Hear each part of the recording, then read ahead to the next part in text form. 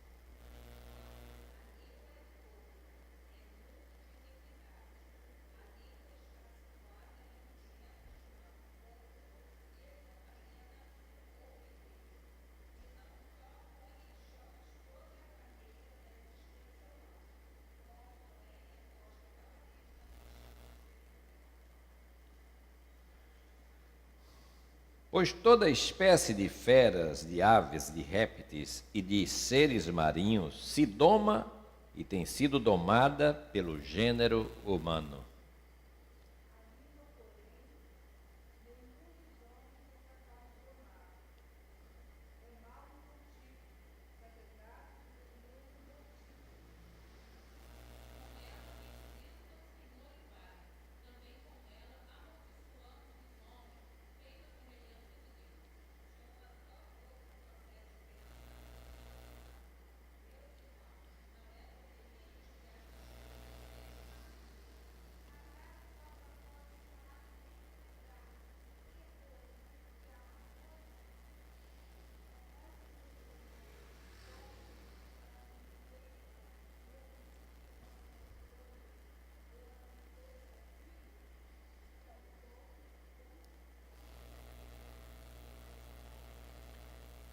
Muito bem, irmãos. Nas lições que Tiago tem a nos ensinar, e nós temos visto aqui ao longo dessas quartas-feiras, que são muitas as lições, porque Tiago é uma carta pastoral, uma carta dirigida a uma comunidade de cristãos, cristãos que estavam na dispersão, mas uma comunidade que precisava de uma orientação, de um ajustamento, precisava de ânimo, precisava de ser ensinada acerca da maneira como se conduzir na caminhada, na vida cristã, no dia a dia, diante das lutas, das dificuldades. E Tiago, ele fala de muitos aspectos da vida, aspectos sociais, aspectos econômicos, aspectos religiosos. Ele tem, assim, numa pequena carta, que para nós é uma carta de 5 capítulos, mas ele fala de uma série de problemas, da relação entre as pessoas, da relação entre senhores e escravos. Tiago consegue, em poucas palavras, e numa carta que não é tão grande, ele consegue alcançar assim um universo muito grande em termos de assuntos relacionados com a vida do cristão.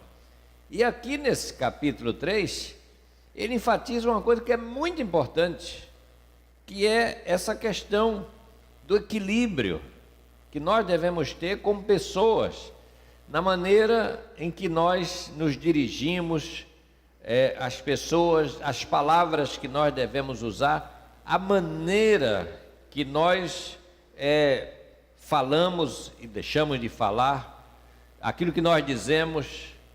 Então, Tiago, ele tem uma ênfase muito grande nessa questão da prudência, do equilíbrio, da maneira equilibrada a qual nós devemos nos dirigir às pessoas. E veja que ele vai falando assim, sempre nessa expressão, meus irmãos. Veja que esse jeito dele colocar, meus irmãos, é sempre uma maneira cordata, uma maneira, sabe, como que ele querendo trazer a comunidade para junto de si. Ao dizer assim, meus irmãos, ele já está quebrando qualquer tipo de barreira, de dificuldade que as pessoas estejam colocando. Ele já está assim se pondo, né, de uma forma, dizer assim, olha, eu estou junto com você. Então, ele fala aqui nessa epístola, né, desse tema que às vezes a igreja se esquece de falar sobre isso, mas é um tema importantíssimo, pelas implicações daquilo que nós lemos e ouvimos a leitura, importantíssimo porque depende muito daquilo que nós dizemos, do equilíbrio da nossa fala, depende a nossa convivência, depende as nossas boas relações. Como ter boas relações com as outras pessoas. É muito importante aquilo que nós falamos e aquilo que nós deixamos de falar. Ele aqui enfatiza, olha, há muitas coisas, há muitas dificuldades, há muita maledicência, há muita leviandade naquilo que se fala, invencionices, maldades, expressões e coisas que se diz que não se devia dizer. Então é triste também, veja bem, a gente diz assim, a igreja ela tem uma mensagem para o mundo. A igreja tem uma palavra que vem de Deus, e essa palavra é uma palavra dirigida ao mundo, de um modo geral. A gente fala mundo, estamos falando assim, a sociedade. Mas às vezes a igreja se esquece que a palavra que Deus envia, e a gente diz assim, é uma palavra enviada ao mundo, essa palavra, dependendo da maneira como nós estamos e estamos agindo, essa palavra, antes de ser para o mundo, como a gente diz, às vezes é uma palavra para nós mesmos. Ou seja, essa palavra de Deus dirigida e mais aberta à sociedade, às vezes o alvo primeiro dessa palavra de Deus é a própria comunidade cristã, é a própria igreja de Jesus Cristo. Ou seja, o juízo às vezes não é lá para fora, o juízo às vezes é aqui, é dentro. É como o Senhor dizendo assim, olha, eu vou falar e não vou falar para fora não, eu vou falar para vocês. Paulo, chegando em Corinto, ele não começa evangelizando quando ele chega em Corinto. Ele chega e ele vai dizendo assim, eu ouvi dizer pelo pessoal lá da casa de Cloé que vocês estão vivendo aí umas intrigas, uns problemas. E ele escreve uma carta que não é uma carta evangelística, é uma carta que é um juízo para a igreja. Vocês não estão tendo paz, vocês não estão tendo comunhão, vocês estão divididos em partidos. Então essa carta é para vocês mesmos, é para falar da vivência cristã que está errada, que está equivocada. E aí a carta toda, a primeira, a segunda também, é uma carta voltada para os problemas intestinos, vamos dizer assim, da igreja. Então, a palavra que nós anunciamos, ela primeiro é uma palavra para nós. Tem que ser uma palavra para nós. A gente precisa sentir essa palavra primeiro e absorver essa palavra. E depois, então, transmiti-la a outras pessoas. Ou seja, a igreja recebe a palavra, se amolda a ela, conserta aquilo que precisa ser consertado, e aí vai e fala. Então ele diz, é muito triste às vezes que a igreja de Jesus Cristo, que devia ser um exemplo para a sociedade, às vezes ela não é esse exemplo. Ela está, ela própria, enredada em situações muito difíceis, precárias, complicadas. Então, a palavra de Deus, ela é uma palavra que quer tratar com as pessoas, onde quer que elas estejam. Tiago diz, olha, a palavra que nós dizemos, ela pode ser bênção e ela pode ser maldição. Palavras que edificam e às vezes palavras que arrasam. E ele está advertindo a comunidade para não agir nessa dupla possibilidade. A nossa palavra não deve ser uma palavra que tenha essa ambiguidade. Não pode ser uma palavra que destrua, que queira erguer, mas ao mesmo tempo destrua. Então ele diz assim, ele começa dizendo assim, olha, não sejais muitos de vós mestres, sabendo que receberemos um juízo mais severo. Não sejam vocês mestres. Ora, ser mestre é um dom de Cristo. É Ele que deu uns para apóstolos, outros para profetas. Esse dom de mestre foi estabelecido pelo próprio Pai. E vem para os apóstolos e para os profetas. E precede dons que muitos hoje supervalorizam. Como dons, por exemplo, de milagres, de curas, etc, etc. Então, ser mestre é ensinar. Ser mestre é estar apto para ensinar. Mas aí precisamos de cuidar naquilo que nós vamos ensinar. Ensinar exige dedicação àquilo que vai se ensinar.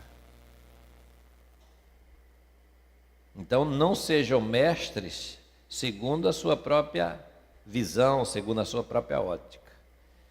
E a resposta aqui está no versículo 1, porque diz assim, olha, porque nós receberemos um juízo mais severo. Esse é o ônus da liderança.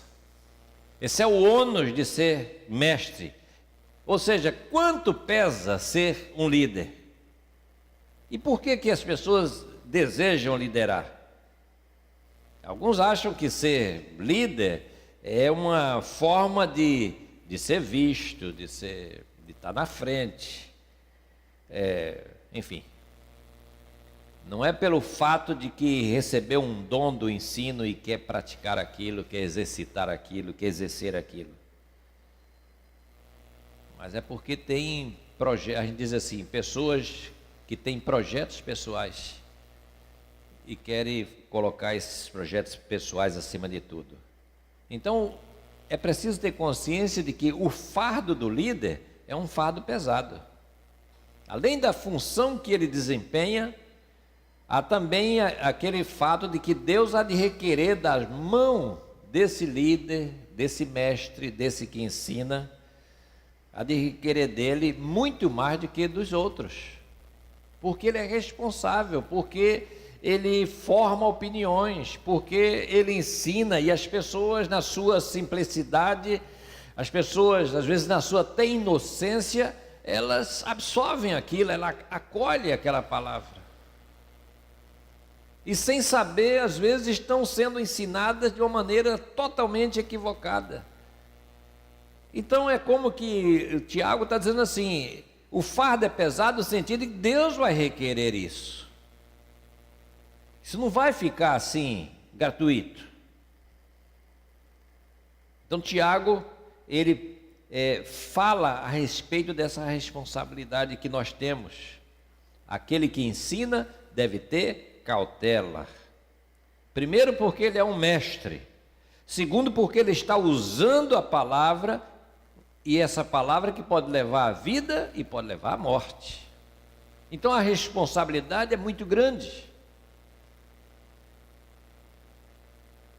É grande a responsabilidade daquele que ensina. Isso em qualquer área, em qualquer dimensão da vida. Não é só a questão da escritura, mas de tudo.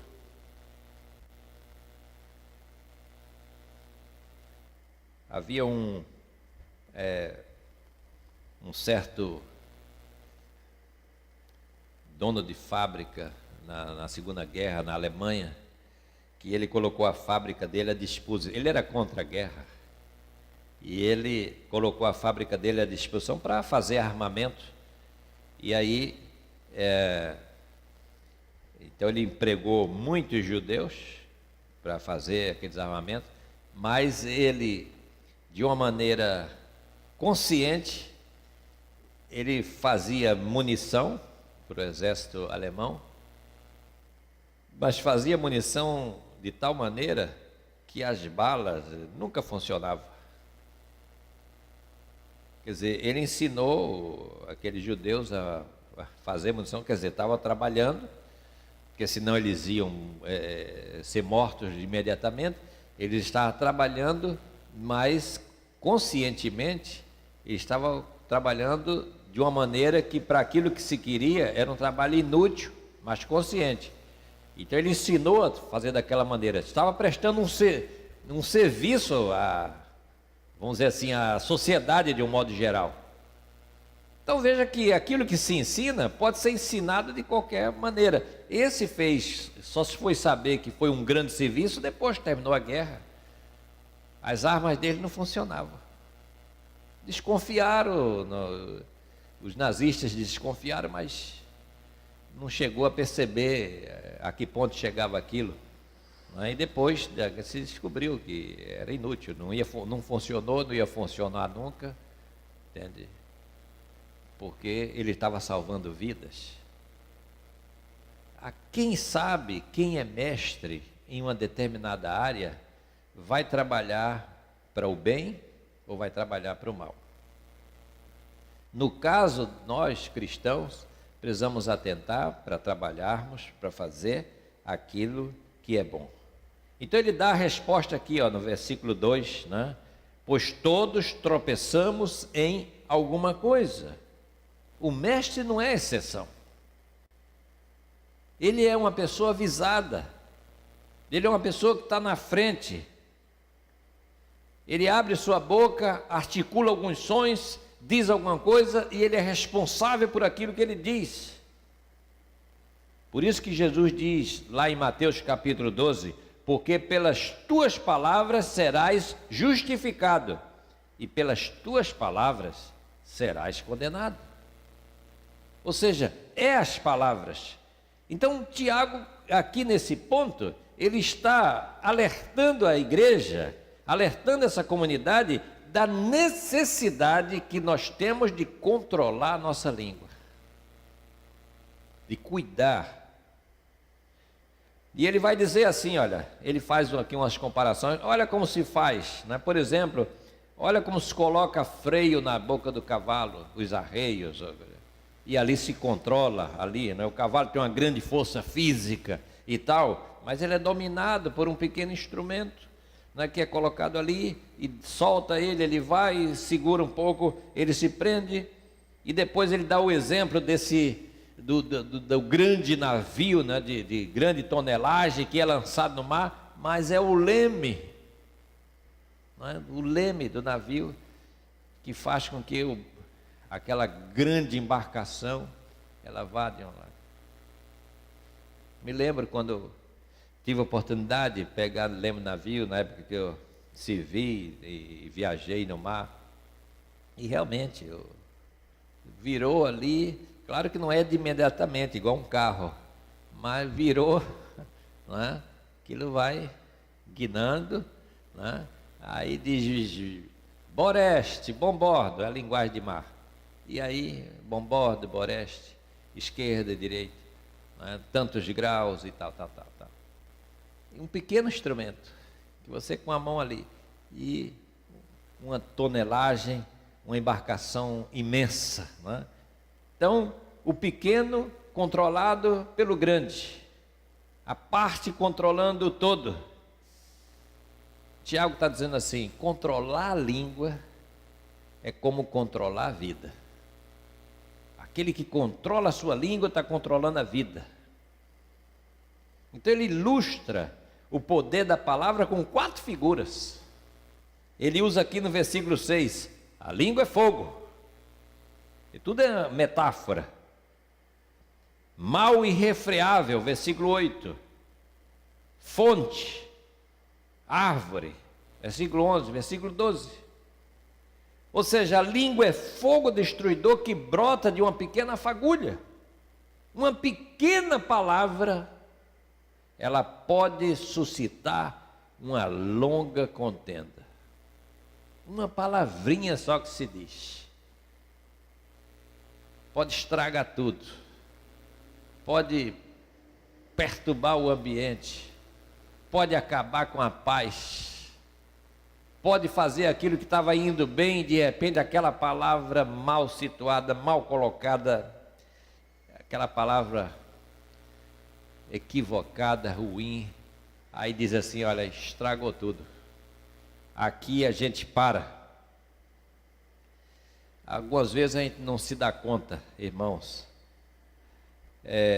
dessas grandes tragédias, desses grandes estragos causados, às vezes por um comentário que a gente diz assim, que não foi tão mal, foi inocente, às vezes foi tão sem importância aquilo, mas uma vez que foi falado, é como diz o escritor, tem 3 coisas que não regressam: a flecha que foi lançada, a palavra falada e a oportunidade perdida. Isso não tem volta. Lançou a flecha, falou, ou então perdeu a oportunidade, falou, está falado. É aquilo que reclamaram de Pilatos: você botou lá na cruz do homem, colocou lá o rei dos judeus. E o que foi que Pilatos disse? O que escrevi, está escrito, acabou, está feito, vai ficar aquilo lá mesmo. Assim é a nossa palavra. Então, para isso, para evitar esses problemas, para a gente não se alongar muito, o que é preciso fazer? Cuidar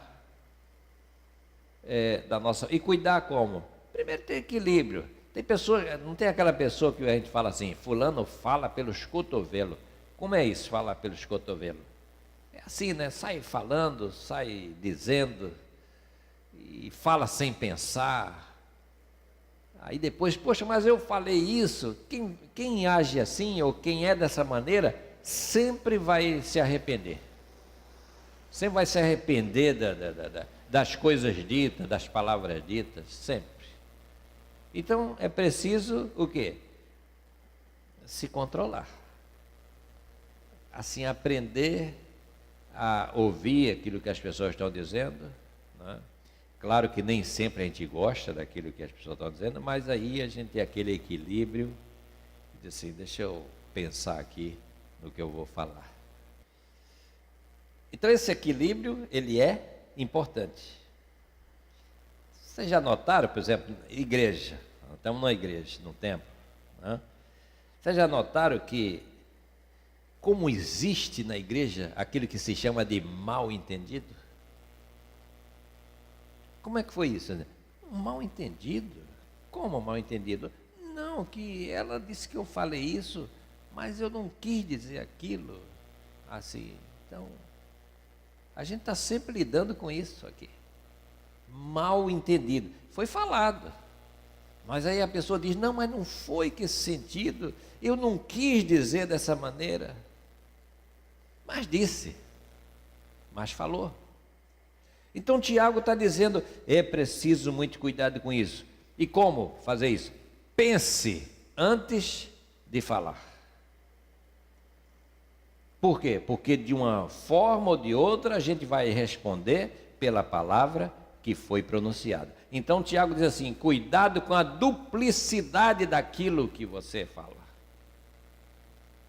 Paulo, quando escreve a Timóteo, ele usa uma expressão em grega, dilogos.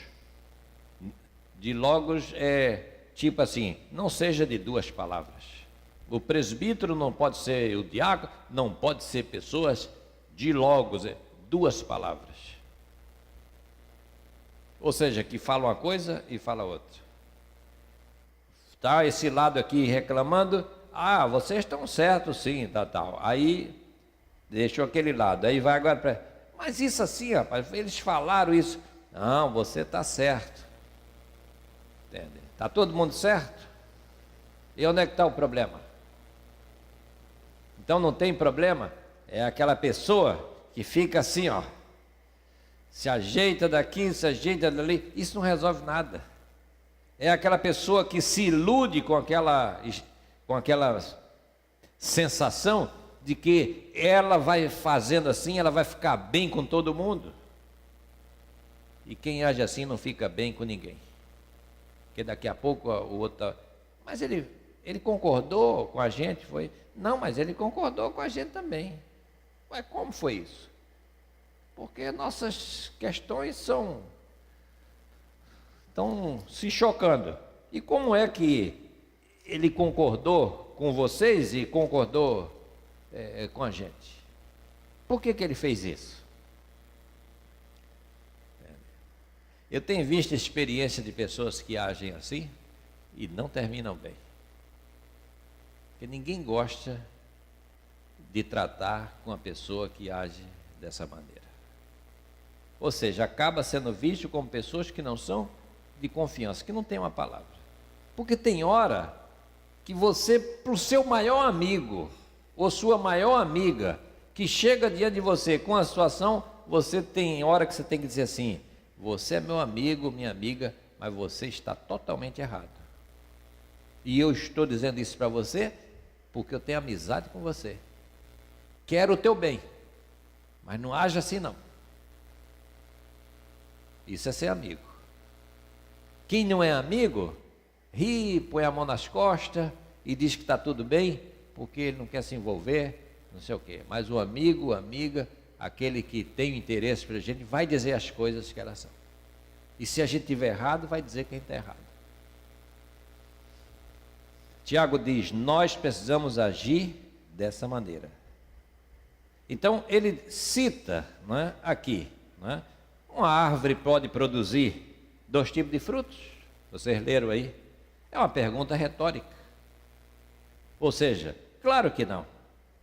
Como é que então uma língua, uma pessoa, uma boca pode produzir 2 tipos de palavra? Ora fala assim, ora fala assado. Ora abençoa, ora amaldiçoa. Como pode isso? Se você é cristão, não pode ficar falando mal dos outros, levantando suspeitas infundadas da vida do outro. Então ele fala que a árvore produz o fruto segundo a sua espécie. É segundo a espécie. Nós somos chamados a refletir que não deve haver duplicidade de fruto na nossa vida. Então produza o fruto que se espera de um filho de Deus. Ele diz mais, ele diz assim, olha, uma fonte pode dar água salgada e água doce? Não, não é assim. Então precisamos de ser uma fonte de água doce, que traz, que tira a sede, que consola, que anima, que vivifica. Se nós tivermos palavras de esperança, uma palavra honesta, uma palavra decente, as pessoas vão ouvir aquilo que nós vamos dizer. Então, ele fecha dizendo assim no verso 10, olha, meus irmãos, convém que se faça assim. E o que é que convém? Que nós tenhamos palavras para bendizer o Senhor. Que nós possamos bendizer o Senhor. Que adora a Deus, aquele que adora a Deus não pode amaldiçoar o seu irmão. Então, Tiago, irmãos, ele não prega o silêncio, tampouco o claustro, quer dizer, ficar afastado. Não é para a gente fugir do diálogo, a gente deve conversar com as pessoas, mas ele diz o seguinte: converse, mas controle a sua língua. Seja prudente naquilo que tem que falar, equilibrado nas suas palavras. Então devemos ter cuidado com a palavra que emitimos, que dizemos, porque essa palavra, se for uma palavra leviana, pode destruir uma vida. É como diz Provérbios, a sabedoria de Provérbios, que tem tantos textos que fala da palavra oportuna, e Provérbios diz até mais assim: uma boa palavra, ela é como um remédio, ela é medicina, ela faz bem. Você ouve uma boa palavra de uma pessoa honesta, de uma pessoa que está agindo bem com você, aí você vai para casa e você diz assim: poxa, a palavra daquela pessoa foi como um bálsamo na minha vida, me acalmou, me trouxe paz. Então que o nosso Deus nos abençoe e que nós possamos, além de tantas preocupações que a carta de Tiago nos alerta, não é, da relação entre ricos, entre pobres, entre senhores e escravos, mas também uma coisa muito importante, esse capítulo 3 aqui no coração da carta, veja a importância que ele dá à questão da língua, da fala, né, daquilo que nós dizemos. Ele diz: em meio a tantas coisas, há uma questão central, que é a questão das nossas palavras, a questão daquilo que nós dizemos, daquilo que nós falamos, daquilo que nós estamos emitindo um juízo, estamos dizendo alguma coisa, que nós tenhamos equilíbrio, que nós tenhamos prudência, que nós tenhamos sabedoria para dizer palavras boas, palavras que tragam vida, palavras que alimentem, palavras que tragam paz para o coração daqueles que estão ao nosso lado. Que o Senhor nos abençoe. Amém.